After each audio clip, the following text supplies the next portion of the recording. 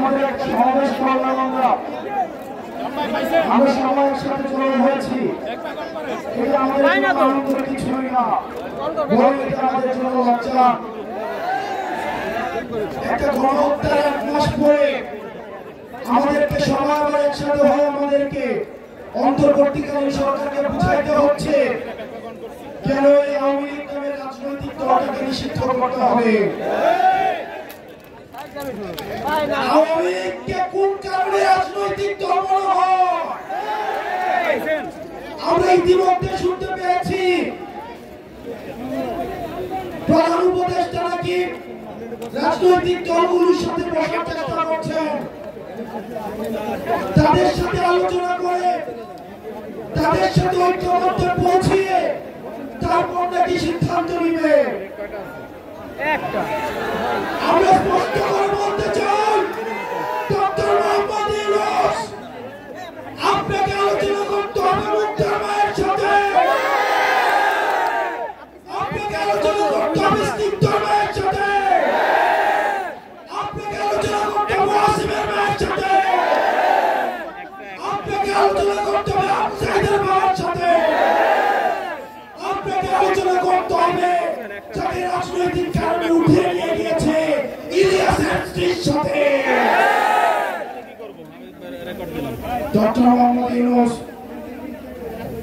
আওয়ামী লীগ কোনোভাবে রাজনৈতিক দল নয়।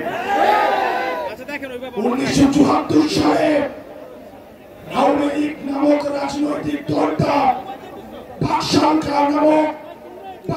কায়েম করে এই দেশে গণতন্ত্রের পরিবর্তে মাফিয়া তন্ত্র চালু করেছিল। সারা দেশে সন্ত্রাস কায়েম করে জাসদের 30,000 নেতা কর্মীকে হত্যা করা হয়েছিল। আপনারা জানেন 74 সালে আওয়ামী লীগ নেতা কর্মীদের লুটপাটের কারণে 15 লক্ষ মানুষ না খেতে পেয়ে মারা গিয়েছিল। ইতিহাসের প্রত্যেকটা স্তরে স্তরে আওয়ামী লীগের হাতে রক্ত লেগে রয়েছে। আওয়ামী লীগ যে শুধুমাত্র ক্ষমতায় থাকাকালীন রক্ত ঝরিয়েছে বিষয়টা এমন নয়। আপনারা দেখেছেন 2006 সালে লকি বৈঠা দিয়ে লাঠি দিয়ে লকি দিয়ে পিটিয়ে মানুষকে হত্যা করেছে। সর্বপ্রথম আপনারা জানেন 2009 সালে বাংলাদেশের ফার্স্ট লাইন অফ ডিফেন্স ভারতীয় আগ্রাসনবাদের সহায়তায় আওয়ামী লীগ হচ্ছে ভারতীয় এক্সটেনশনের একটা ইমপ্ল্যান্ট একটা দল। ভারতীয়দের সহায়তায় আমাদের দেশপ্রেমিক পিটিআর সৈন্যদেরকে পিলখানাতে নৃশংসভাবে হত্যা করেছে। আওয়ামী লীগের অপরাধের ফিরিস্তি যদি দিতে যাই, ইতিমধ্যে আওয়ামী লীগের অপরাধের ফিরিস্তি অনেক দেওয়া হয়েছে। আমরা সহজভাবে যদি বলতে চাই, 100টা ফেরাউন 100টা নমরুদকে যদি একসাথে করা হয় তাহলে একটা হাসিনা পাওয়া যাবে না।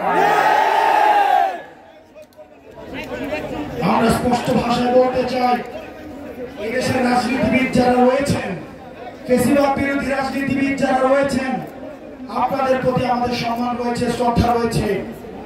আপনাদের প্রতি আপনাদের দীর্ঘ 1.5 দশকের লড়াই সংগ্রামকে আমরা শ্রদ্ধা জানাই। একই সাথে সাথে এই জিনিসটি আপনাদের কাছে আহ্বান জানাই, এই আওয়ামী লীগের চ্যাপ্টারটা 5ই আগস্ট ক্লোজ হয়ে গেছে, এটা